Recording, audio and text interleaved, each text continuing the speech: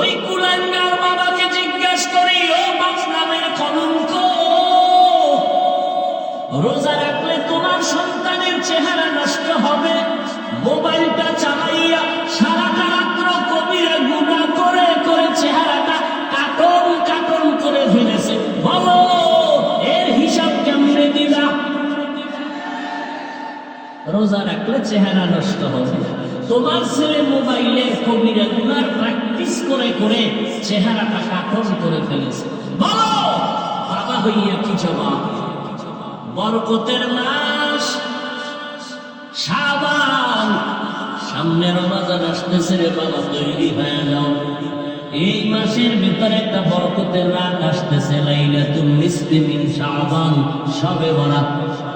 এইটা নিয়েও কিন্তু বাতিল ফেরকারা প্রপাগান্ডা ছড়াবে। শবে বরাত বলতে কিছু নাই, আমাদের উলামায়ে আহলে হক চ্যালেঞ্জ দিয়েছেন, শবে বরাত নাই মানি কোরআনের আয়াতের দ্বারাও প্রমাণ আছে, অসংখ্য হাদিস দ্বারাও প্রমাণ আছে। অতএব যারা বলবে শবে বরাত বলতে কিছু নাই, তারা ভণ্ড।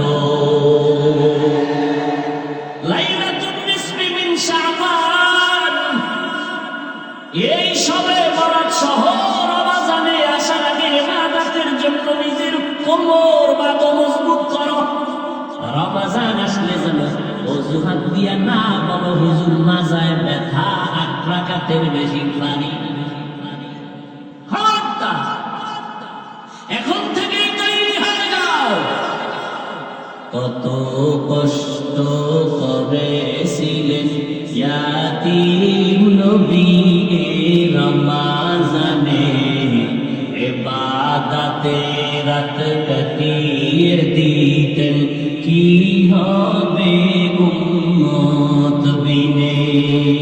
কত কষ্ট করেছিলেন ইয়াতীম নবী রমজানে, ইবাদতে রাত কাটিয়ে দিতেন, কি হবে উম্মত বিনে। আমরা তো সেই নবীর উম্মত, কেমনে দাও তার সিনাতে আঘাত। মরণের ভয় নাই কি তোমার, কি হবে যে শেষের গতি। বলবো না ভোলা যায় নাকি মাহে রমজানের স্মৃতি। বলবো না ভোলা যায় নাকি মাহে রমজানের স্মৃতি। এ মাসের কত ফজিলত জানো কি মুসলিম জাতি। বলবো না ভোলা যায় নাকি মাহে রমজানের স্মৃতি। মাজা ব্যথা বাড়াইবেন রমজানে। ও ভাই, তারাবি বেশি পড়লে কম সওয়াব বেশি না কম? বলেন। স্যার রমজানে একটা ফরজের দাম কত? 70 গুণ বেশি। রমজান ভাই আমল করবেন না, কোন মাসে করবেন? যদি কেউ বলে আমি 8 রাকাত তারাবি পড়ব আর বেশি না, তার সাথেও কোনো তর্ক নাই। তার যুক্তির সামনে আমি একটু যুক্তি পেশ করবো। ভাইজান, রমজান এমন বরকতের মাস, আপনি যদি 8 রাকাতই তারাবি করেন, কিন্তু বাকি 12 রাকাত নফলের নিয়তে পড়ে ফেলেন, কি 8 রাকাত করে একটা তুফান শুরু হয়ে বসছে। কে কার আগে যাবে? আমি গুলশানে জুমা পড়াই, স্পষ্ট রমজানের শুরুতে বলে দেয় 8 রাকাতওয়ালা মাজা ব্যথা যাদের, আপনারা বারান্দায় নামাজ পড়বেন, তারাবি জিতবে না। ওখান থেকে পড়ে পড়ে চলে যাবেন, 20 রাকাতওয়ালাদের দিলে যেন ধাক্কা না লাগে।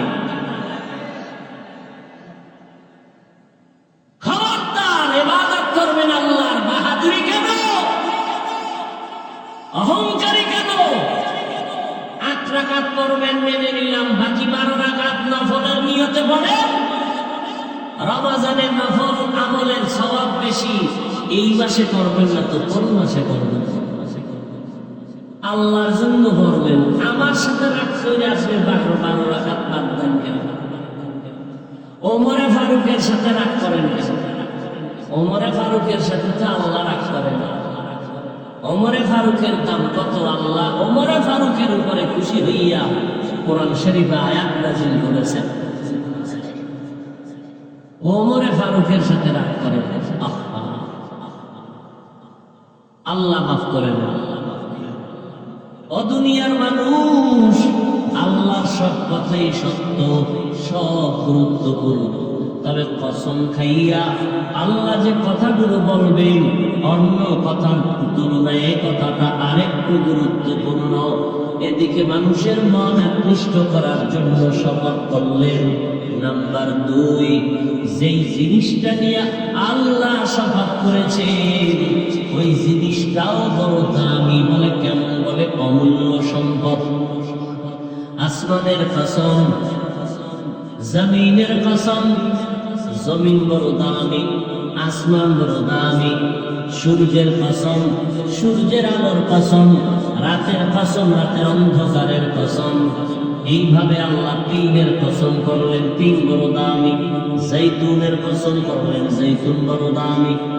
তুরে সিনা, তুর পর্বত বড় দামি, কসম করলেন মক্কা নগরীর। আল্লাহ তাআলা আসরের শপথ করলেন, ওয়াল আসর, আসরের শপথ। আসর বড় দামি। বলে আসর কি জিনিস? বলে এটা এমন এক মূল্যবান জিনিস, এই আসরকে যারা সম্মান আর মূল্যায়ন করবে ওই বান্দাও দুনিয়াতে মূল্যায়িত হবে, সম্মানিত হবে। এইরকম একটা সম্পদের নাম আসর।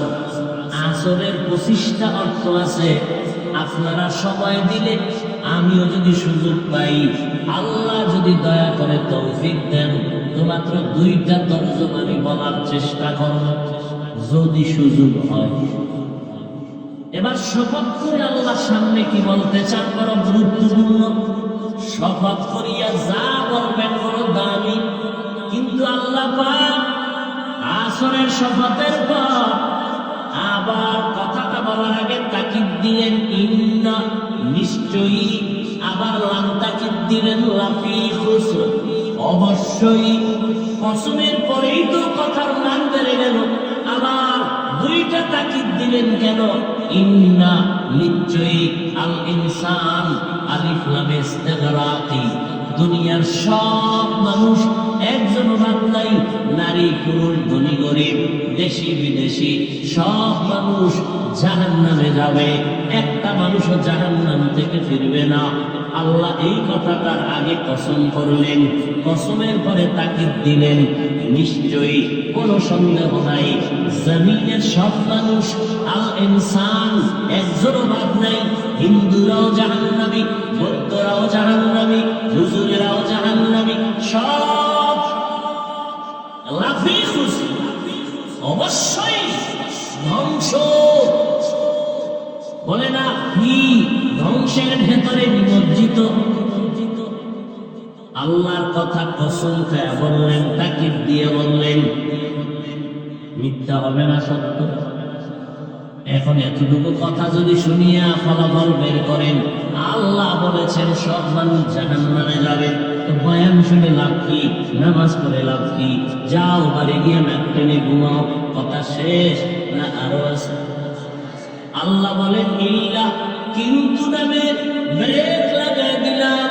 কিন্তু সব ইনসান জাতি জাহান্নামে যাবে, কিন্তু মানে কথা শেষ না, আরো বাকি আছে। ওদিকে আল্লাহর নবী কই, আল্লাহ বললেন সব মানুষ জাহান্নামে যাবে, কিন্তু 4 গুণওয়ালা মানুষ জাহান্নামে যাবে না। 4 গুণওয়ালা মানুষ বিনা হিসাবে জান্নাতে যাবে। নবী কি করেন? কুল্লু উম্মতি ইয়াদখুলুনাল জান্নাহ। এদিকে আল্লাহ কয় কসম সব জানানো। ওদিকে নবী কয় শুনো, সব উম্মত জান্নাতে। এবার নবীর আশিকরা কি করবে? বিড়ি টানলে সমস্যা নাই, নবী ওয়াদা করছেন সব উম্মত জান্নাতি। নবীও কয় কিন্তু নামের বেড়ে আমিও লাগাই দিছি ইল্লা মান আবা, সব উম্মতেরা জান্নাতে যাবে, যারা আমি মুহাম্মদকে মানবে না তারা যাবে না। নবী মাপকাঠি দিয়ে দিলেন, ও দুনিয়ার উম্মত, আমি নবীকে যারা মানবে না তারা জান্নাতে যাবে না। সাহাবায়ে কেরাম বললেন, পয়গম্বর একটু বলবেন কারা আপনাকে মানে কারা মানে না? নবী বললেন, যারা আমার অনুসরণ করবে তারা আমাকে মানবে, জান্নাতে যাবে। যারা আমার অনুসরণ করবে না তারা আমাকে মানলো না, জান্নাতেও যাবে না। মোহাব্বত করা, ভালোবাসা এটা আলাদা, অনুসরণ আলাদা। নবী কি কইছেন? যারা আমার অনুসরণ করবে তারা জান্নাতে যাবে।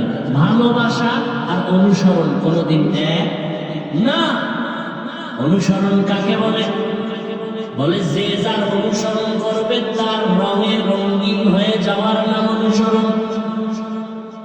যেই ভাইজান আমার অনুসরণ করবে তার টুপি আমার টুপির মতো হবে, তার জামাটা আমার জামার মতো হবে, তার রংটা আমার রং হবে, সে আমার অনুসরণ করলো।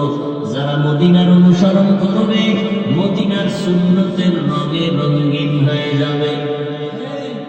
কার রঙে? মদিনার রঙে রঙিন হবে। মান আহাব্বা সুন্নতি কওলে রাসূল মান তায়ে কানা মাইরাম কুল কবুল। মদিনার নবীর সুন্নতের রং লাগাও। বলে সুন্নতের রং মুখে মুখে বললে হবে না, দিলে দিলে যদি চিৎকার দাও আমি নবীর বড় পাগল, অথচ নবী বলেন তুমি বড়, এটা সম্ভব না। আমি নবীরে ভালোবাসি, নবী বলেন আমার মহব্বতে দাড়ি লম্বা করো, বলে এটা সম্ভব না। বলে রে বান্দা, এই মহব্বত দিয়ে জান্নাত পাওয়া যাবে না। এই মহব্বত করতে গিয়া আবু লাহাব আবু জাহাল কম করে নাই, কিন্তু নবীর আদর্শ না মানার কারণে জাহান্নামের লাকড়ি হয়ে গেল।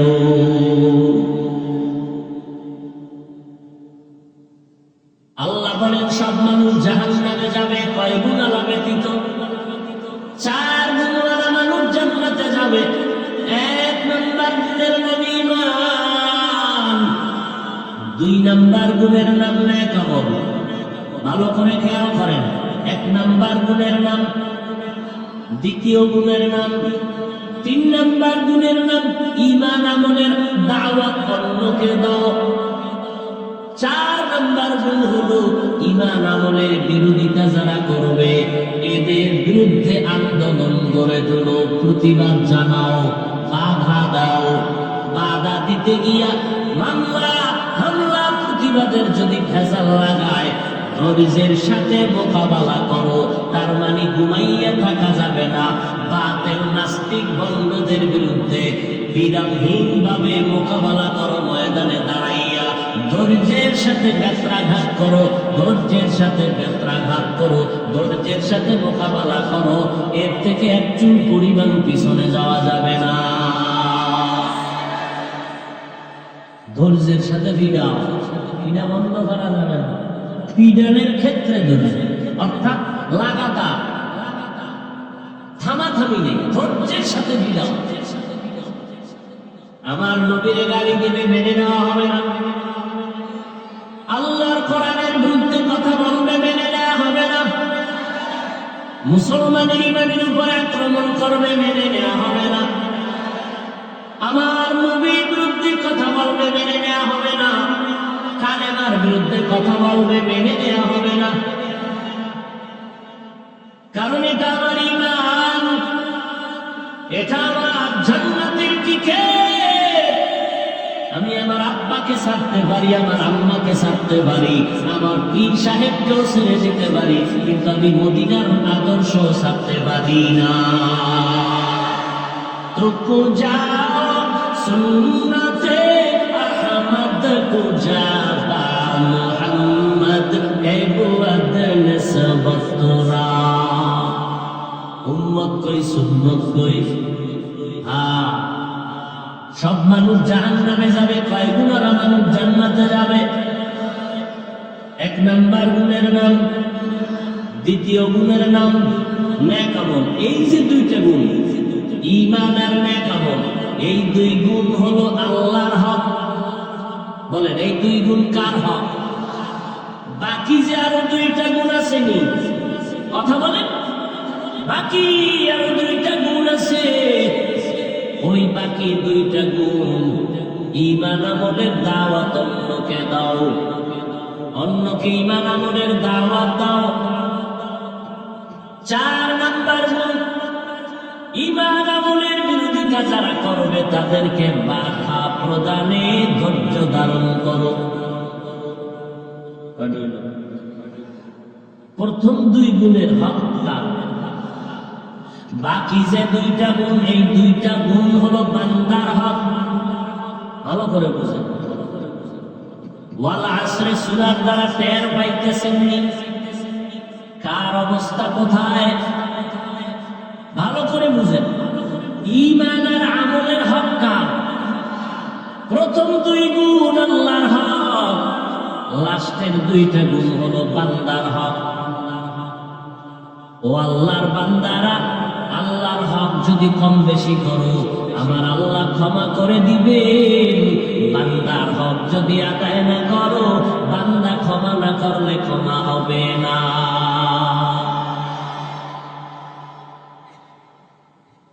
আল্লাহর হক এক নম্বরে ঈমান দুই নম্বরে নেক আমল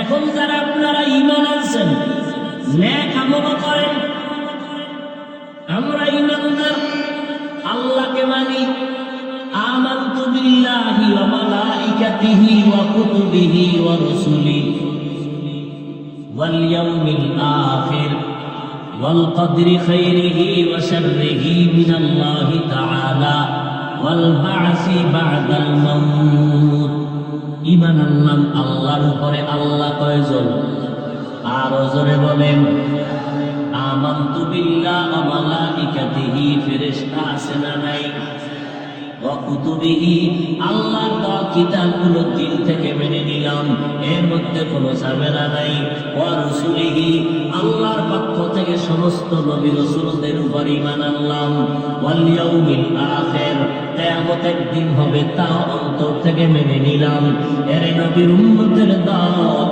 এরপরে ওয়াল কদরি খাইরিহি ওয়া শাররিহি মিনাল্লাহি তাআলা ভালো মন্দ তকদির আমার আল্লাহর পক্ষ থেকে হবে এও মেনে নিলাম ওয়াল বা'সি বা'দাল মাউত আবার মউতের পরে আল্লাহর আদালতে পুনরায় হাজির হতে হবে এর উপরে ঈমান আনলাম এরপরে আল্লাহ পাক রব্বুল আলামিন বলেন এই ঈমান পরিশুদ্ধ করে নাও এরপরে নেক আমল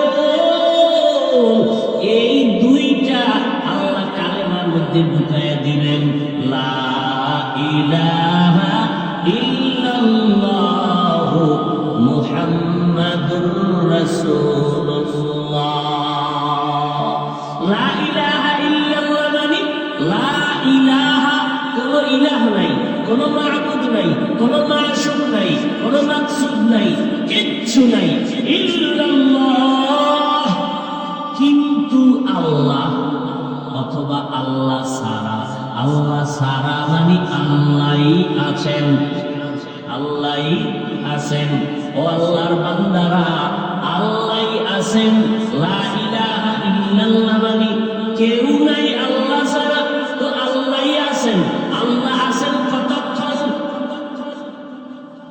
কতক্ষণ হুয়াল হাইয়ুল কাইয়্যুম আল্লাহ হলেন চিরঞ্জীব চিরস্থায়ী যার লয় নাই ও আল্লাহর বান্দা লা ইলাহা ইল্লাল্লাহ তোমাকে সবক দেয় আল্লাহ আছেন যতক্ষণ গোলামিও করবা তার ততক্ষণ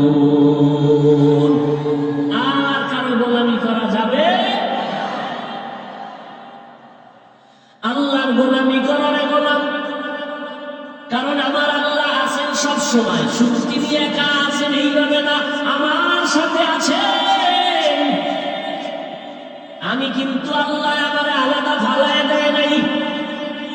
সন্তানের মা বাবায় বড় বানাইল, মা বাবায় সন্তানের ফালায় না, কষ্ট করে করে খাওয়ায় পড়ায় বড় বানাই। এখন বড় হওয়ার পরে টেনশন বেড়ে গেল, সন্তানের একটা ভালো মেয়ে বিবাহের ব্যবস্থা করা দরকার, মেয়েটারে পাত্র দেখা দরকার, তাহলে আমাদের জিম্মাদারি একটু নীরব হয়ে যাবে।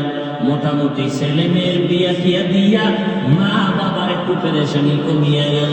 এবার একদিন ডেকে বলে, ছেলে রে ছোট্ট ঘর লইয়া এক পার্শ্বে জায়গা আছে, উঠায় থাক, আমরা কোনো পেরেশানি দিবি না, বউ লইয়া কিছু কামাই রুজি করিয়া নিজে আরামে খাইয়া বাঁচিয়া থাক, আমাদের কিছু দেওয়া লাগবে না, আমরা একটু পেরেশান মুক্ত হয়ে গেলাম।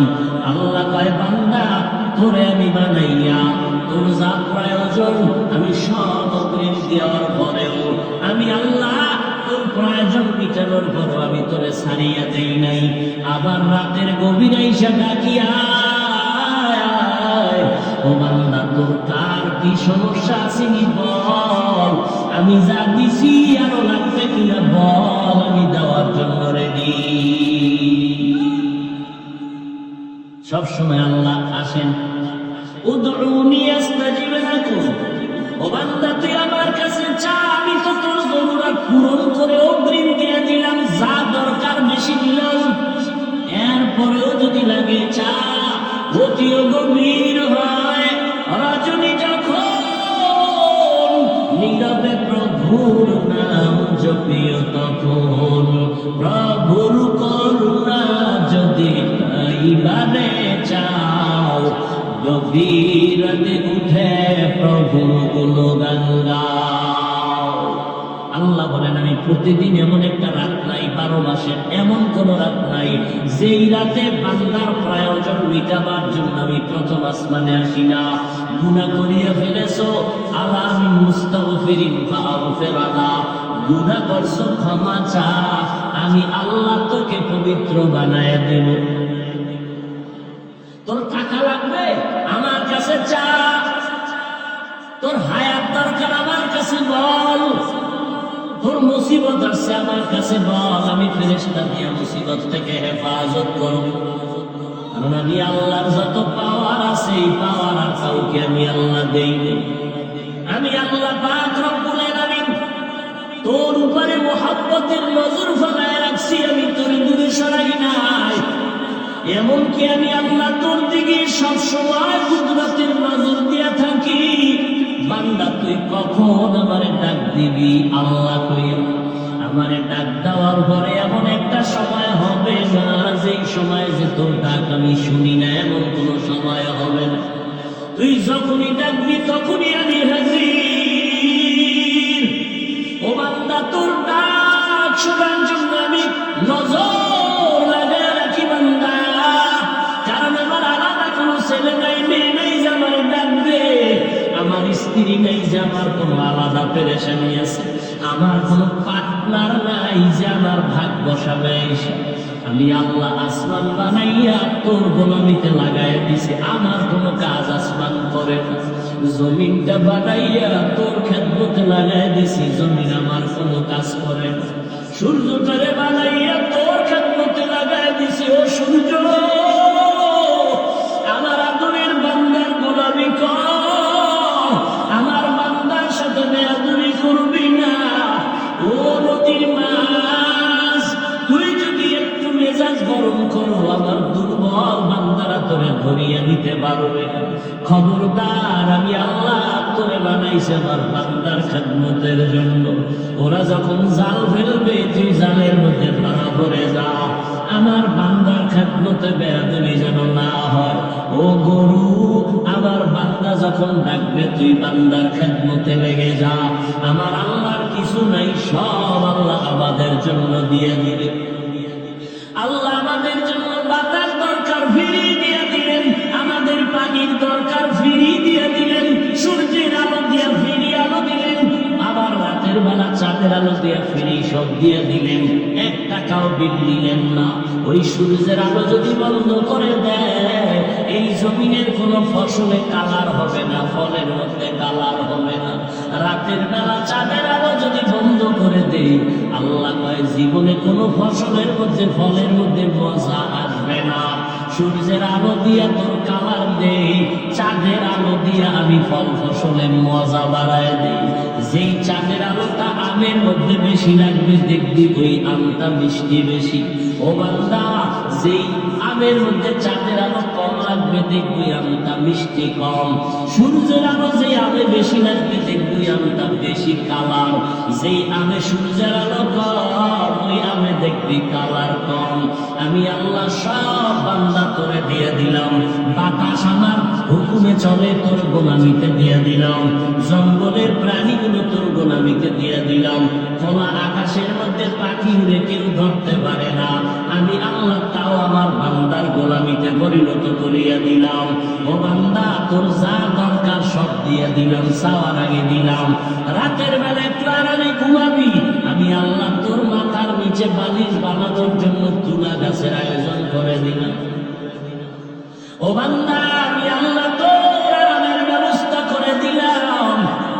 আমি আল্লাহ পাক রব্বুল আলামিনের বরতরে দিয়ে দিয়ে আমি সইরা যাই নাই, আমি তোর সামনেই আছি।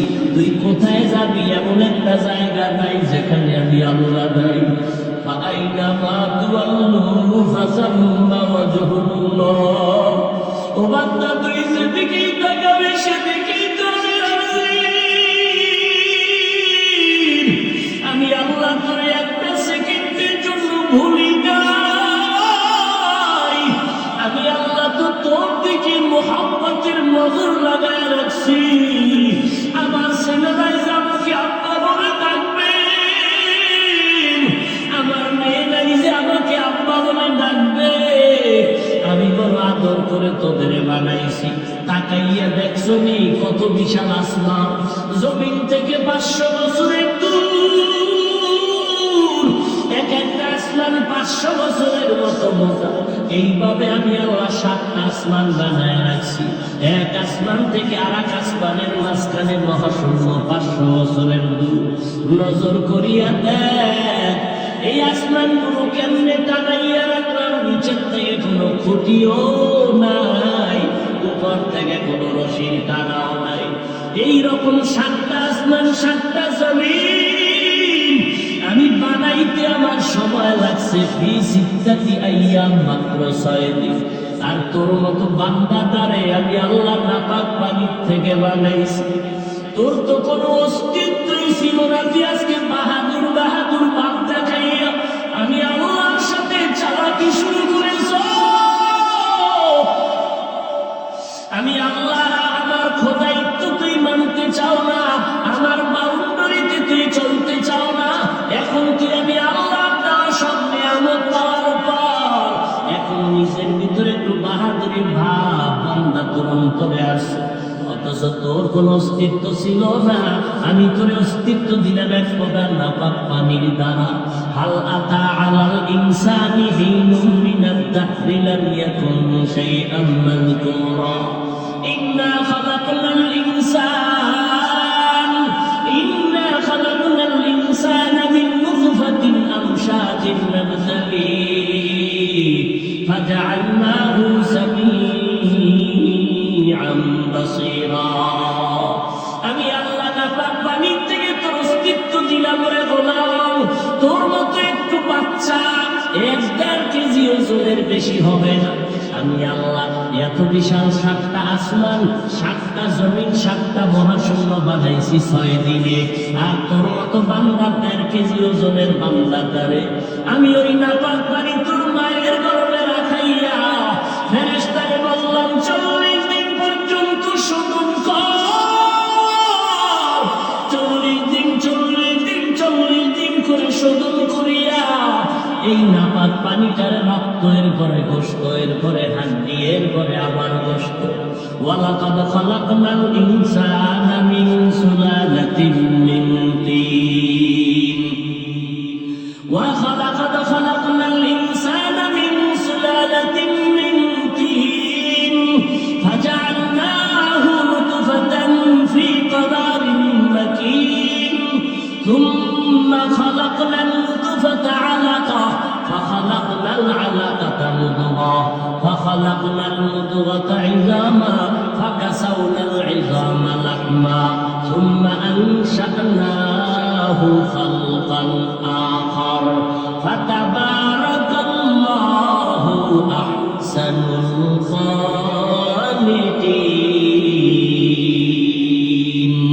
আমি আল্লাহ তোরে নাপাক পানির থেকে আস্তে আস্তে বানাইয়া আমি আল্লাহ আসমান জমিন বানাইতে সময় নিলাম 6 দিন আর তোর মতো বান্দাটারে আমি বানাইতে সময় নিলাম 6 মাসের মতো।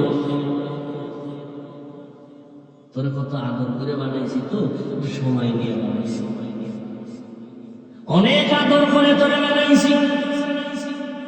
ফেরেশতা দিয়ে হাত পা বানানোর পরে তোর সুন্দর চেহারাটার মাওলার কুদরতের হাত লাগায় দিছি। আমি আল্লাহ তোর চেহারাটারে এত সুন্দর করে বানাইছি, নজর করে দেখছো,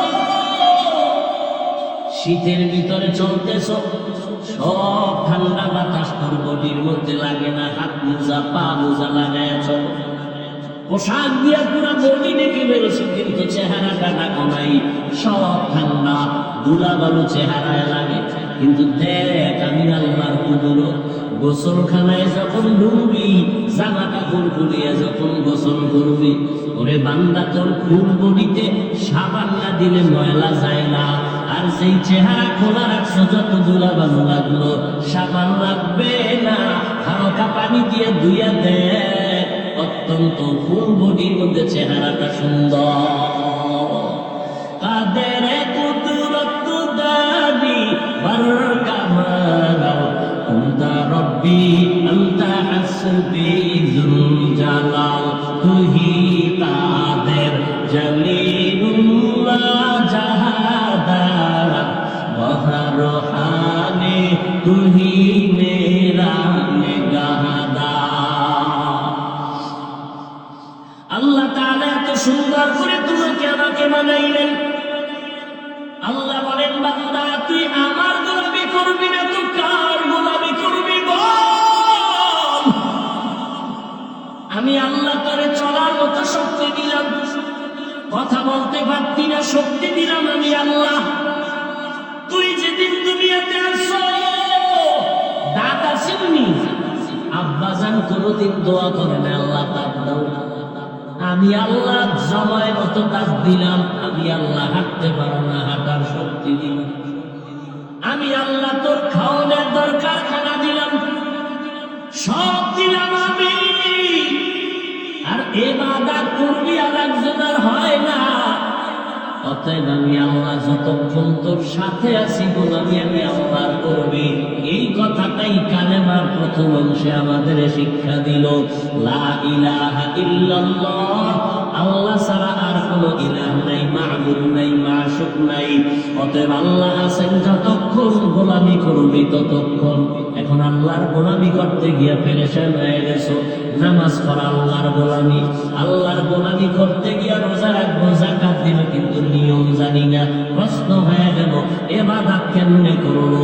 আল্লাহ কয় ডাইনে বামে দৌড় দিবি না, আমার এই ইবাদত আর গোলামির জবাব দেওয়ার জন্য আমার নামের সাথে আরেকটা নাম লাগায় দিছি, মুহাম্মাদুর রাসূলুল্লাহ। লা ইলাহা ইল্লাল্লাহর মধ্যে যত ইশকাল হবে, প্রশ্ন হবে, সব প্রশ্নের জবাব হবে কালেমার দ্বিতীয় অংশ, মুহাম্মদের তরিকা ছাড়া কোনো জবাব নাই। কালেমাই বলি, কালেমাই কি চায় আমার কাছে খবর, লা ইলাহা ইল্লাল্লাহ আমার কাছে চায় আজীবনের জন্য গোলামি করবি, এক সেকেন্ড জানবান করা যাবে না, আল্লাহ গোলামি করবি, মুহাম্মদুর রাসূলুল্লাহ শিখায়। আরে লা ইলাহা ইল্লাল্লাহ যদি কোথাও আটকাইয়া যাও, প্রশ্নে জবাব মুহাম্মদুর রাসূলুল্লাহ, এর থেকে জবাব নিয়া লা ইলাহা ইল্লাল্লাহকে মজবুত করো। লা ইলাহা ইল্লাল্লাহর জিন্দেগি তৈরি করো, মুহাম্মদের রং লাগাও। আমার নবীর আদর্শের বাইরে কোনো আদর্শ মানা যাবে না, কারণ দুনিয়ার সকল নাপাক একমাত্র আমার মদিনার নবীর আদর্শই হলো আমার নবীর আদর্শের মতো পবিত্র কোন আদর্শ নাই রে ভাই সামদারা। আমার নবীর আদর্শ কেমন পাক। নবী যখন মক্কা নগরীতে এসেছিলেন, মক্কার মাটি না পাক, মানুষ না পাক, চূড়ান্ত চরিত্রহীন মানুষ। আমার নবীর আদর্শ পাইয়া মক্কার চরিত্রহীন মানুষ এত দামি হয়ে গেল, আল্লাহ নিজে তাদেরকে নগদ জান্নাতের টিকিট পাঠায় দিয়েছে। জান্নাতের নতুন টিকিট পেয়ে গেলেন 10 জন সাহাবা। এর মধ্যে প্রথম সিরিয়ালের নাম কার?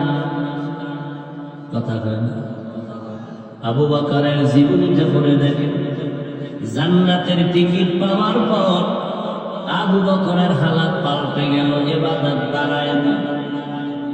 মায়ার নবী বলেন, আমি একদিন রাতের গভীরে হুজরা থেকে বের হয়ে শুনি নববীর মধ্যে মসজিদে কান্নার আওয়াজ।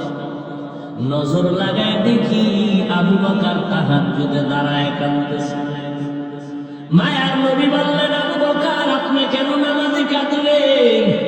আবু বকর বলে, নবী কান্নার কারণ হলো হাসরের ময়দানের ভয়ের কথা মনে পড়েছে। আমার আল্লাহ বলেছেন, আম্মা মান খাফা মাকাম রাব্বিহি ওয়া নাহান নাফসা আনিল হাওয়া ফাইন্নাল জান্নাতা হিয়াল মাওয়া। আল্লাহর আদালতে দাঁড়াইয়া হিসাব দেওয়ার ভয় অন্তরে জমা করে যদি কেউ গুনাহ থেকে নিজেরে বাঁচাও, তোমার ঠিকানা হবে স্থায়ী শান্তির জায়গা, জান্নাতুল মাওয়া। আল্লাহর আদালত বড় ভয়ঙ্কর আদালত, ইনসাফের আদালত। কোন জুলুম করা হবে না। আল্লাহর আদালত বড় ভয়ঙ্কর আদালত। আম্মা জান আয়েশা রাদিয়াল্লাহু আনহা বলতেছেন, একদিন তাকায় দেখি মায়ার নবী আমার হুজরায় বসে বসে কান্না করে। ও পর্দার আড়ালের আম্মা জানের, এরে আম্মা জানেরা, আপনারা নবীদের মা, সাহাবায়ে কেরামের মা, আউলিয়া কেরামের মা, হাফেজে কোরআনের মা। এরে আম্মা জান, আপনারা আয়েশা রাদিয়াল্লাহু আনহার মতো নারী, ফাতিমা রাদিয়াল্লাহু আনহার মতো নারী, খাদিজা রাদিয়াল্লাহু আনহার মতো নারী। এই জমিনে যত ভালো সন্তান আছে সব মায়ের অবদানের কারণেই আছে রে মা। ও আম্মা জানেরা, এই জমিনে যত ভালো ভালো সন্তান সব আপনাদের কারণেই। কারণ গাছ ভালো হলে ফল ভালো হবে, মায়ের আদর্শ যদি ভালো হয় তো সন্তান ভালো হবে। ওসি সাহেবের ব্যবহার ভালো, এসপি সাহেবের ব্যবহার ভালো, ডিসি সাহেবের ব্যবহার ভালো, চেয়ারম্যান মেম্বারের ব্যবহার ভালো। খোদার কসম করে বলবো, তদন্ত করে দেখো, এই ভালোর পেছনে খুঁজে দেখবা মায়ের জীবনের অবদান। এসপি সাহেব ছুটি নিয়ে বাড়ি গেছে, আম্মা জান খানা খাওয়াইতে বসাইয়া ফাঁকে ফাঁকে কিছু বয়ান দেয়। যেদিন এসপি সাহেব অফিসে যাবে, আল্লাহ তোরে সম্মানের চেয়ারে বসাইছেন, আমি মা একটা দাবি করল মানবি। এসপি সাহেবকে আম্মা মানব, মা বলে কোন দিন মরে যাই বলা যায় না, পারলে তোরা করিস। তবে আমার একটা দাবি, সম্মানের চেয়ারে যতদিন বসবি কোনদিন হারাম টাকা খাবি না। কে কর? মা। আর একটা দাবি, গরিবের উপরে জুলুম করবি না। এসপি সাহেব কয়, বাজো আমার রক্ত দিয়া হলেও তোমার এই দাবি আমি পূরণ করব। চেয়ারের মধ্যে বসার পরে যখনই দেখে টাকার বস্তা, মায়ের কথা মনে পড়ে গেছে। তাড়াতাড়ি আমার চোখের আড়াল কর, তোরাও যদি এর মধ্যে হাত দাও তোদের বিচারের কাঠ গড়াই নেবে। গরিবের উপরে জুলুম করে না। মায়ের উপদেশ কলিজার আপন বানাইয়া এই জমিনের মধ্যে চেয়ারম্যানের ব্যবহার ভালো, এসপির ব্যবহার ভালো। এরে আম্মা জানেরা, আপনারা যদি একটু সতর্ক থাকেন, সন্তানগুলো আদর্শওয়ালা হয়ে যাবে। আপনার সন্তানকে ডাক্তার বানাবেন, আমি কলিজা করে দোয়া করি, আলহামদুলিল্লাহ। ইঞ্জিনিয়ার বানাবেন, প্রফেসর বানাবেন, কোনো বাধা নেই। কিন্তু অনুরোধ করে গেলাম, বেয়াদব যেন না হয়। আপনার সন্তানের আচরণে যেন আলেম ওলামারা কষ্ট না পায়। আপনার সন্তানের ব্যবহারে যেন এলাকার কোনো মুরব্বীরা কষ্ট না পায়। আপনার সন্তানের আচরণে যেন অন্য সন্তান নষ্ট হয়ে না যায়। এর পেছনে আপনার যথেষ্ট পরিমাণ ত্যাগের অবদান থাকতে হবে।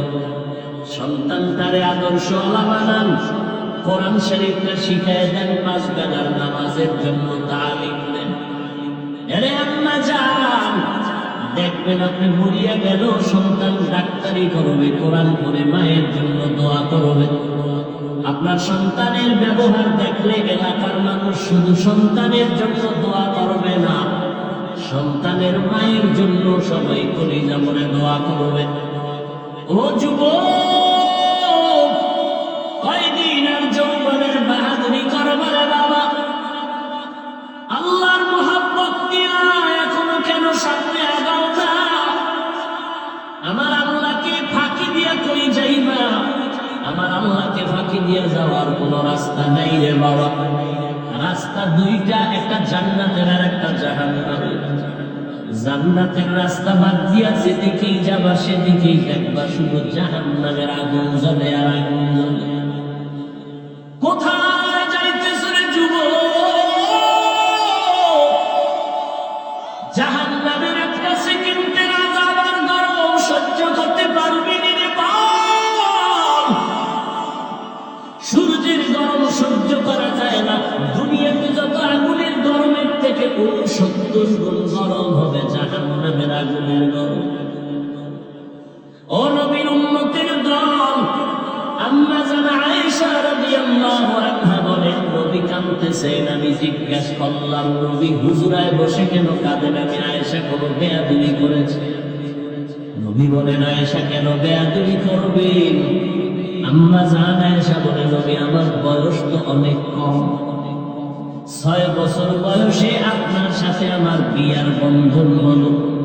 আমি আয়েশা 9 বছর বয়সে আপনার ঘরে আছি। ও পর্দার আড়ালের আম্মা জানেরা, আম্মা জান আয়েশা রাদিয়াল্লাহু আনহা 6 বছর বয়সে নবীর সাথে বিবাহের বন্ধন হলো। 9 বছর যখন বয়স, তখন আম্মা জান নবীর ঘরের মধ্যে আসলেন। আম্মা জানের বয়স যখন 18 হয়ে গেল, আমার নবী দুনিয়া থেকে বিদায় নিয়ে চলে গেলেন। এবার হিসাবটা বুঝলে বলেন, আমার আম্মা জান নবীর ঘর করলেন কত বছর? খুশ নাই? কয় বছর? 6 বছর বয়সে নবীর সাথে বিবাহ, 9 বছর বয়সে নবীর ঘরে গেলেন, 18 বছর বয়সে নবী দুনিয়া থেকে চলে গেলেন। নবীর ঘর করলেন মাত্র 9 বছর। 18 বছরের একজন নারী, আমার দেশে তো অনেক 18 বছরের বোনের বিয়েই হয় না, অথচ আম্মা জানের 18 বছর বয়স, নবী চলে গেলেন। নবীর সোহবত পাইলেন মাত্র 9 বছর। ওই 9 বছরে আম্মা জান আয়েশা কি বরকত পাইছেন জানেননি? আম্মা জান শুকর আদায় করে বলে, আল্লাহর শুকর, মদিনার নবী 9 বছর ঘর করে আল্লাহ তাআলা আমার এমন বরকত দান করেছেন। আমি 18 বছরের নারী 9 বছর নবীর ঘরে থাকিয়া 2000 উপরে হাদিস আমি মুখস্থ করে হাফেজা হয়ে গেলাম। কয় হাজার? এরে আম্মা জান, আপনি কয় পারা কোরআনের হাফেজা হয়ে গেলেন? কয়টা হাদিস পারলেন? লাগবেন আপনার হাদিস মুখস্থ করা। ফজরের নামাজের পরে সূরা ইয়াসিনটা তেলাওয়াত করবেন, যোহরের নামাজের পরে সূরা রহমানটা তেলাওয়াত করবেন। ও যুবক, শুধু নারী না, তুমিও করিও। ফজরের নামাজের পরে সূরা ইয়াসিন, যদি সময় থাকে সূরা মুজাম্মিল পড়িও। এরপরে জোহরের নামাজের পরে সূরাতুর রহমান, সময় থাকলে সূরা ফাতিহা তেলাওয়াত করিও। আসরের নামাজের পরে সূরা নাবা, যদি সময় থাকে রে বাবা সূরা দোকানটাও পড়িও। মাগরিবের নামাজের পরে সূরাতুল ওয়াকিআ, সময় থাকলে আরেকবার সূরা মুজাম্মিল পড়িও। এশার নামাজের পরে রে বাবা সূরা মুলুক তেলাওয়াত করো। পারলে সূরা ইয়াসিনটা রাতের বেলা আরেকবার পড়িও। দিনের বেলা সূরা ইয়াসিন পড়লে ফলাফল একরকম, রাতের বেলা সূরা ইয়াসিন পড়লে ফলাফল ভিন্ন রকম। দিনের বেলা সূরা মুজাম্মিল পড়ার ফলাফল আলাদা, রাতের বেলা সূরা মুজাম্মিল পড়ার ফলাফল আলাদা। আমল করবা না, বল মাওলার দরবারে কি নিয়ে দাঁড়াবা? আলেম আলেম ভাব, কিসের ভাব দেখাইতেছ রে ভাই? সাহাবায়ে কেরামদের থেকে বড় ইলমওয়ালা তো কেউ হতে পারবে না, সাহাবায়ে কেরামদের মতো বড় আমলওয়ালা কেউ হতে পারবে না, সাহাবায়ে কেরামদের মতো তাকওয়াওয়ালা কেউ হতে পারবে না।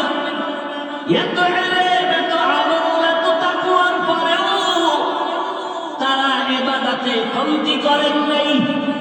আবু বকর নামাজে দাঁড়াইয়া কাঁদতেছেন। ও আবু বকর, জান্নাতের টিকিট দিছেন, আবার কেন কান্না করেন? আবু বকর বলে, নবী, যে আল্লাহ দয়া করে টিকিট দিয়েছে, ওই আল্লাহ যদি টিকিট ক্যান্সেল করে দেয় আমি জাহান্নামে যেতে হবে। কারণ আপনি বয়ান করে বলেছেন কিয়ামতের ভয়ঙ্কর হালাত এত কঠিন, নারী আর পুরুষ সবাই হাসরের মাঠে উঠবে উলঙ্গ, কেউ কারো দিকে তাকানোর সময় পাবে না, সূর্যের গরম, অপর দিকে জাহান্নামের আওয়াজ, আমার আল্লাহ তাআলা রাগান্বিত আওয়াজ। নবী বলেন এমন কঠিন হবে। আম্মা জান আয়েশা বলে, নবী কাঁদেন কেন? বলে, হাসরের ময়দানের ভয়। যেই নবীর কোনো গুনাহ নাই সেই নবী কান্না করে, এর নাম ঈমান।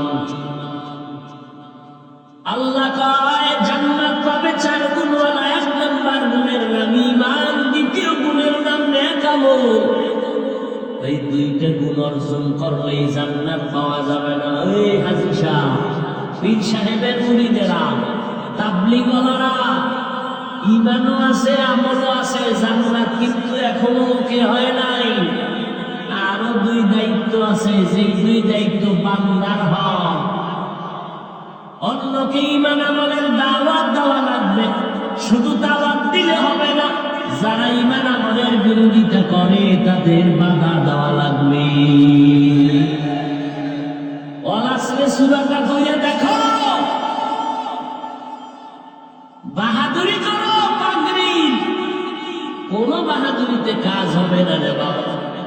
কত পাগড়িওয়ালা, কত বুজুর্গ অন্যকে দাওয়াত না দেওয়ার কারণে জাহান্নামে যাবে। এখন অন্যকে দাওয়াত দিবেন, অন্য বলতে কে? বলে অন্য বলতে প্রথম সিরিয়ালে হলো আপনার আহাল সন্তান স্ত্রী, এরপরে যদি সময় থাকে প্রতিবেশী, এরপরে যদি সময় থাকে আপনার উম্মত। নিজের চিন্তা নাই, মাইয়া বলার চিন্তা নাই, উম্মত লয় মনে, আরেকজনের মাইয়া বলা লয়, অমুকের ছেলে নামাজ পড়ে না, নিজের দাঁড়ি নেই, টুপি নেই, খবর নেই, ইমাম সাহেবের ভাগেরই নেই, নিয়ে বলে। يا أيها الذين آمنوا قوا أنفسكم وأهليكم نارا وقودها الناس والحجارة عليها ملائكة غلاظ শিদাদুন লা ইয়াসুনাল্লাহা মা আমারাহুম ওয়া ইয়াফআলুনা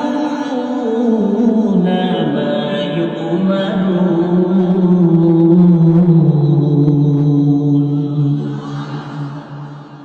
নিজে বাঁচো জাহান্নাম থেকে, পরিবার সন্তান আরো বাঁচো। অন্যরে দাওয়াত দেও, কাহারো সন্তানের দাওয়াত দাও। কখন? 7 বছর যখন হবে সন্তানের বয়স, নামাজের মুসাল্লায় দান করায়। এই আব্বা জানের, আম্মা জানের, সন্তানের যখন 7 বছর হবে নামাজের মুসাল্লায় দান করো। 10 বছর যখন হবে একটু শাসন করা লাগলেও নামাজে দাঁড় করাও। ছোট থেকে যদি কন্ট্রোল করতে না পারো, বড় হলে আর কন্ট্রোলে নিতে পারবা না। কিয়ামতের দিন এই সন্তান মা বাবার বিরুদ্ধে আল্লাহর আদালতে অভিযোগ দায়ের করবে। এই যুবক, নামাজ পড়ছো নি পড়ি নাই, রোজা রাখছো রাখি নাই, হালাল খাইছো খাই নাই, কেন? এবার মামলা দায়ের করতেছে সন্তান। রব্বানা ইন্না আতা'না সাদাতানা ওয়া কুবারা'না ফাআদাল্লুনাস সাবিলা। ও আল্লাহ, আমি বেনামাজি হই নাই, আমার আব্বা আম্মা আমারে টাটকা বেনামাজি বানাইছে। আমার আব্বা সকালে দোকানে গেছে, 8টার সময় আম্মারে টেলিফোন করছে, ছেলেটা নিয়ে নাস্তা খাওয়াইছে। কিন্তু একটা দিনও আমার আব্বা জান বলে নাই সন্তানদারে ফজরের নামাজ পড়াইছে। রমজানে সাহারি খাইতো আমার বাবা, আমার আম্মা জানের দিলটা নরম। মাঝে মাঝে আমারে ধাক্কায় বলতো, বাবা উঠ, রমজান যাইতেছে, যে একটা রোজা রাখ, সাহারি খা। সাথে সাথে আব্বা জান খবর দিয়া বলতো, খবরদার চেহারাটা নষ্ট করবা না, রোজা রাখার দরকার। ওই কুলাঙ্গার বাবাকে জিজ্ঞাসা করি, ও বাচ্চাদের কলঙ্ক, রোজা রাখলে তোমার সন্তানের চেহারা নষ্ট হবে, মোবাইলটা চালাইয়া সারাটা রাত্র কবিরা গুনাহ করে করে চেহারাটা কাটন কাটন করে ফেলেছে, বলো এর হিসাব কেমনে দিবা? রোজা রাখলে চেহারা নষ্ট হবে, তোমার ছেলে মোবাইলের কবিরা গুনার প্র্যাকটিস করে করে চেহারাটা কাটন করে ফেলেছে, বলো বাবা হইয়া কি জবাব? আল্লাহর কাছে বলে ফেলবে। সূরা আহজাব 67 নম্বর আয়াত। আব্বা আম্মা আমারে সুদখোর বানাইছে, ঘুষখোর বানাইছে। দলিল আছে হাদিসে। قال النبي صلى الله عليه وآله وسلم ما من مولود إلا يولد على الفطرة فأبواه يهودانه أو ينصرانه أو يمجسانه إلى آخر الحديث। পাগলের মতো দৌড়াইতেছি, একটা বিশাল বড় রাজনৈতিক দল কয়েক বছরের মধ্যে আমি দেশ চালানোর সরকার হব, তাই না? আমি সরকার হব, এই জন্য সিগনে আন্দাজে ঠিক। পায়ে ধরে ধরে ধরে ধরে সারা দেশের মানুষকে বুঝায়, ও যুবক, কেন এত বৈপরীত্য ভাব, কেন এত দূরত্ব রে বাবা? তোমার আমার কালেমা এক, কোরআন এক, আল্লাহ এক, নবী এক, কাবা এক, ধর্ম এক। পাস করলি টুপি মাথায় দিয়ে তো কোনোদিন বললাম না, পাস করলি যারা মাথায় দিবে না তোমাদের গুনাহ হবে। কওমি মাদ্রাসায় লেখাপড়া করেছি, কোনোদিন তো আলিয়ার বিরুদ্ধে বললাম না, স্কুল কলেজের বিরুদ্ধে বলি নাই, এমনকি বলি নাই কওমিতে না পড়লে গুনাহ হবে। আল্লাহ ওয়ালার কাছে যাই, পীরের কাছে যাই, তাবলীগে যাই, কোনোদিন তো বলি নাই আল্লাহ ওয়ালার কাছে না গেলে গুনাহ হবে, তাবলীগ না করলে গুনাহ হবে। এই এত কষ্ট করি, খানা নাই, ঘুম নাই, দিন নাই, রাত নাই, এত কষ্ট করি বাবা, এক একমাত্র দুইটা স্লোগান সবার কলিজার মধ্যে ঢুকাইতে চাই, দুইটা স্লোগান। ও জাতি, জমিনে যতদিন বেঁচে থাকবা গোলামি করবা আমার আল্লাহ, দুনিয়াতে যতদিন বেঁচে থাকবা আদর্শ মানবা মদিনাওয়ালা নবী।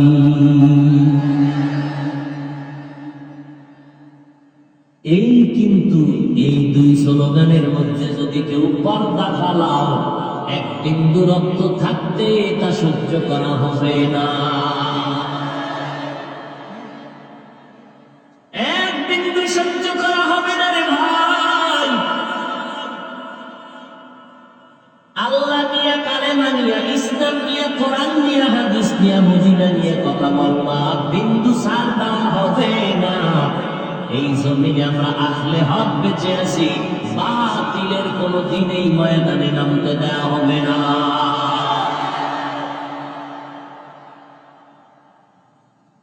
যতই চালাকি করো সাবধান,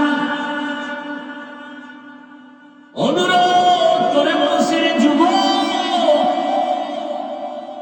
আমি তো কোনো দল করি না যে তুমি আমার উপর একটা ছুরি মারো বা একটা আঙ্গুলের টার্গেট করো না, যে উনি বোধহয় দল করার জন্য, নিজের দল গুছানোর জন্য স্লোগান দেয়। আমি আহলে হকদের যত নাম নেই সবার নাম নেওয়ার চেষ্টা করি, এক চেটিয়া কিছু বলি না, দিল থেকে সবাইকে মহব্বত করার তাগিদেই কথা বলি। কিন্তু খবরদার, আমার বিরোধিতা যত করো, বিন্দু থেকে বিন্দু কোনো জবাব নাই, আফসোস নাই। তবে আল্লাহ নিয়ে, ইসলাম নিয়ে, কোরআন হাদিস নিয়ে, নবী নিয়ে কথা বললে এই বিষয়ে জবানকে বন্ধ রাখা যাবে না, কারণ আমরা বাতিলের গোলাম না, আমরা বানরের বংশধর না, আমরা আদমের বংশধর।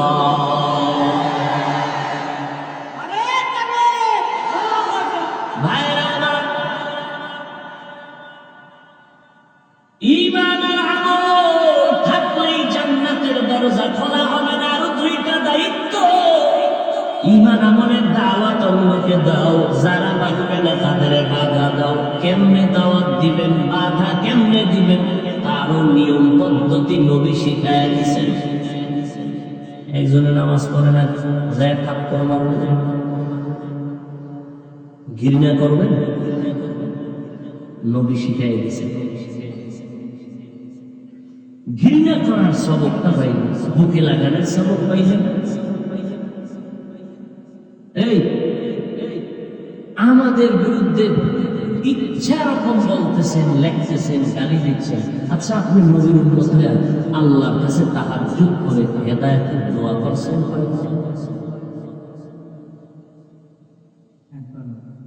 এই আমি এক মুসলমান, এই মুসলমানিত্ব শিখ নাই।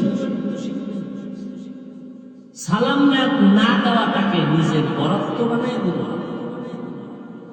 অথচ আবু বকর আর ওমর দুইজনের ভিতরে প্রতিযোগিতা, কে কার আগে সালাম দিবে। ওমর কয় আজকে আমি আগে সালাম দিব, কিন্তু ইন্তেকাল হওয়া পর্যন্ত আবু বকরের আগে ওমর সালাম দিতে পারে নাই। একদিন আম্মা জান আয়েশা নবীর জিনে, নবী আপনার মহব্বতে সাহাবায়ে কেরামদের মধ্যে আমলের লাইনে কে কি পরিমাণ আগায় গেছে। আম্মা জান আয়েশা ভাবলেন বোধহয় আব্বা জানের নাম তুলল। নবী কয় ওমর। বলে কেমন? আকাশে যেই পরিমাণ তারকা দেখো, এর থেকেও ওমরের আমল অনেক বেশি। আহা, আব্বা জানের নাম না কইল না, মহিলা মানুষ, মনটা ছোট হয়ে গেল না, জিগেই দেখি আমরা আব্বার খবর কি।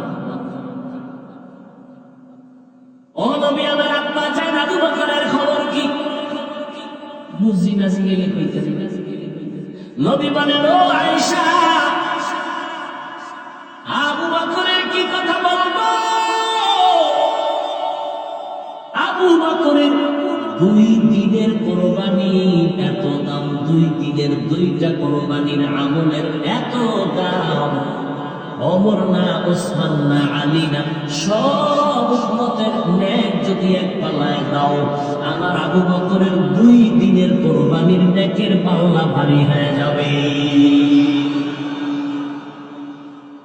মাত্র 2 দিনের নেক আমল, জান্নাতি সাহাবী। আর আপনারা একটু টিকিট পাইছেন নি ঘুমের ভিতরে জান্নাতে? এত ভাব, সালাম দেয় না, দিলেও লাঠি মারার গুণটা অর্জন করতে পেরেছ তুমি, এই নাকি মুসলমান? আর এক মুসলমানের কল্যাণ মেনে নিতে পারো না। তোমার এক মুসলমান ভাই ব্যবসায় লাভবান হবে, সইতে পারো না। তুমি কেমন মুসলমান? তোমার এক মুসলমান ভাই সম্মানের চেয়ার বসবে, তুমি মেনে নিতে পারো না। তুমি কেমন মুসলমান? নাস্তিকেরা মাথা গরম করে, হুজুরেরা কেন হেলিকপ্টারে দৌড়ায়? নাস্তিকদের মুখে জুতা লাগাইয়া বলবি রে নাস্তিক,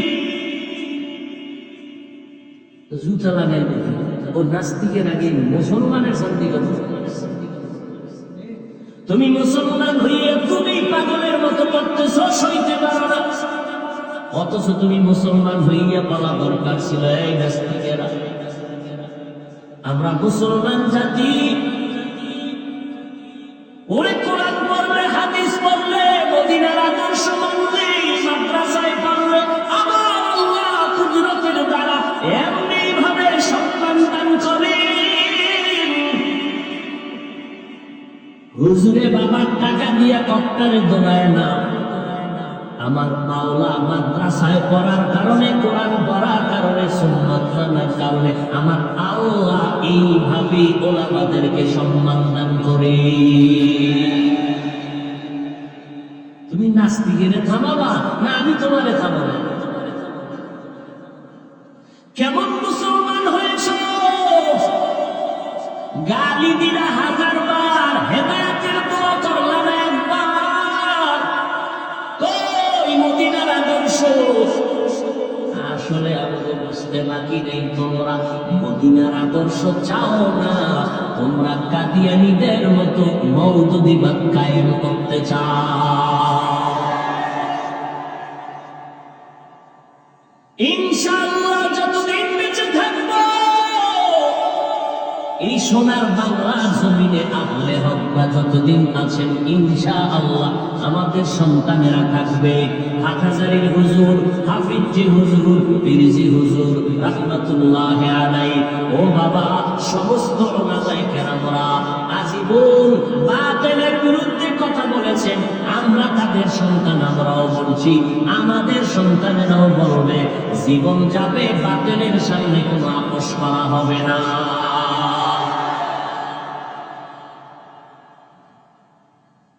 আল্লাহ হেদায়েত দান করুন। 4 গুণারা জান্নাত পাবে। 1 নম্বর গুণের নাম ঈমান, 2য় গুণের নাম নেক আমল, 3য় গুণের নাম ঈমান আমলের দাওয়াত অন্যকে দাও। 4 নম্বর আমল গুণ হলো ঈমান আমলের বিরোধিতা যারা করবে তাদের বাধা দাও ধৈর্যের সাথে। এরে নবীর উম্মতের দল, ঈমান আমল আপনার থাকলে আপনি আমল করেন, ঈমান আছে, জান্নাত এখনো রেডি না, অন্যদের দাওয়াত দিতে হবে। দাওয়াত দিয়েও শেষ করা যাবে না। আপনার ঘরের মধ্যে যদি গান বাজে বন্ধ করতে হবে। আপনার সন্তান যদি নামাজ না পড়ে, নামাজ পড়াইতে হবে। বিরোধিতা করলে বাধা দিয়ে ফিরাইতে হবে। ও আল্লাহর বান্দারা, ও পদ্মার মাঝেরা, ও কলিজার যুবক ভাইয়েরা আমার, কয়দিন আর যৌবনের বাহাদুরি করবেন। এই জীবনে কত যুবকের জানাজা পড়াইলাম, কবরে লাশটা কবরে বাবা, কোন দিন যেন ডাক এসে যায়। রাস্তা দিয়ে পানি চলে, খাল দিয়ে বিল দিয়ে পানি চলে, কাটা দেশের বড় পানি দৌড়ায়, কিন্তু সেই পানি গলায় গিয়ে আটকায় যায়। আমার মাওলার কুদরত। আর আমি বসে আছি, কালকেই চাইলে কে না জানি হতে পারে হসপিটালের রোগ। আমি আজকে বাহাদুরি করি, আমি একজন বড় বক্তা। আমি বাহাদুরি করি, আমি একজন ইমাম।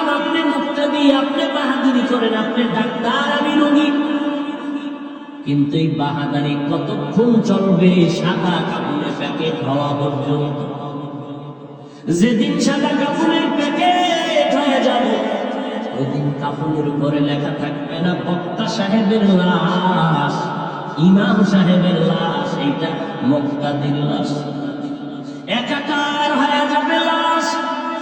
জানাজা পড়াইয়া কবরের মধ্যে নিয়ে রাখবে, আমার গায়ের জামা গেঞ্জিগুলো আমার আপনজনেরা বেলের দিয়ে কেটে রাখবে।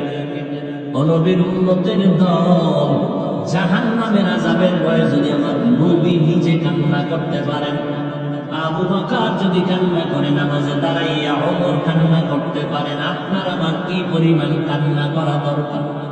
কপাল বড় খারাপ, গুনার কারণে হাত না পাক, চোখ না পাক, জিহ্বা না পাক, অন্তর না পাক, চোখে পানি নেই। পানি নাই, পানি আনার চেষ্টাও করি না। নবী বলেন কান্না করো, যদি কান্না না আসে বাহানা করো, তাতে সওয়াব। চোখের পানির এত দাম, আল্লাহর দরবারে একটা চোখের পানি ছেড়ে দিলে আল্লাহ বলে জিন্দেগি যত অন্যায় করেছে এক ফোঁটা চোখের পানির বদৌলতে মাফ করে দিব। নবী বলেন গাভীর ওলান থেকে দুধ বের করে ভেতরে যেমন ঢুকানো সম্ভব না, কান্নাওয়ালা বান্দাকেও জাহান্নামে ঢুকানো আর সম্ভব হবে না। ও আল্লাহর বান্দারা, পিছনে যত অপরাধ করেছি, মানুষ আমাকে বড় বক্তা বলে চেয়ার দেয়, আল্লাহ জানে আমি কত বড় অপরাধী গুনাহগার।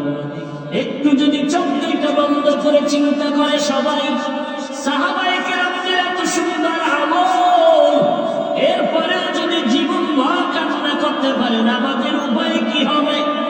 আমি তো কোনো মানুষের কাতারে নাই। যদি এই অবস্থায় তওবা না করে কবরে যায়, ওই কবর আপনার আমার জন্য জাহান্নামের গর্ত হয়ে যাবে। ও আল্লাহর বান্দা, এই কবরে কে পীর, কে মুরিদ, কে বক্তা, কে শ্রোতা, কোনো ভেদাভেদ হবে না। সবার বেলায় তিনটা প্রশ্ন করা হবে। ও আল্লাহর বান্দারা, জবাব যারা দিতে পারবে তারা জান্নাত পাবে, যারা পারবে না জাহান্নামের আগুনে গ্রেফতার হয়ে যাবে। বরকতের মাস শাবান, সামনে রমজান আসতেছে রে বাবা, তৈরি হয়ে যাও। এই মাসের ভিতরে একটা বরকতের রাত আসতেছে, লাইলাতুন নিসফি মিন শাবান, শবে বরাত। এইটা নিয়েও কিন্তু বাতিল ফেরকারা প্রপাগান্ডা ছড়াবে। শবে বরাত বলতে কিছু নাই। আমাদের উলামায়ে আহলে হাদিস চ্যালেঞ্জ দিয়েছেন, শবে বরাত নাই মানে কোরআনের আয়াতের দ্বারাও প্রমাণ আছে, অসংখ্য হাদিস দ্বারাও প্রমাণ আছে। অতএব যারা বলবে শবে বরাত বলতে কিছু নাই, তারা বন্ধ। লাইলাতুন নিসফি মিন শাবান, এই শবে বরাত সহ রমজানে আসার আগে ইবাদতের জন্য নিজের কোমর বাঁধো, মজবুত করো। রমজান আসলে যেন অজুহাত দিয়া না বলো হুজুর মাজায় ব্যথা, 8 রাকাতের বেশি পারি না। খবরদার, এখন থেকেই তৈরি হয়ে যাও। কত কষ্ট করেছিলেন ইয়াতিম নবী রমজানে, ইবাদতে রাত কাটিয়ে দিতেন, কি হবে উম্মত বিনে। কত কষ্ট করেছিলেন ইয়াতিম নবী রমজানে, ইবাদতে রাত কাটিয়ে দিতেন, কি হবে উম্মত বিনে। আমরা তো সেই নবীর উম্মত, কেমনে দাও তার সিনাতে আঘাত। মরণের ভয় নাই কি তোমার, কি হবে যে শেষের গতি। বলবো না ভোলা যায় নাকি মাহে রমজানের স্মৃতি। বলবো না ভোলা যায় নাকি মা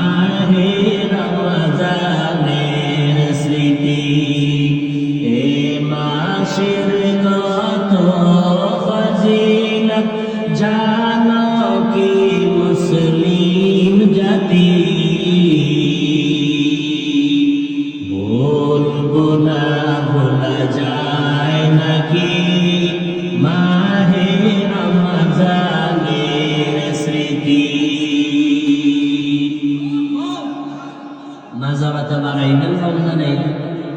ও ভাই, তারাবি বেশি করলে কম সওয়াব বেশি না কম? বলেন। রমজানে একটা ফরজের দাম কত? 70 গুণ বেশি। রমজান ভাই আমল করবেন না, কোন মাসে করবেন?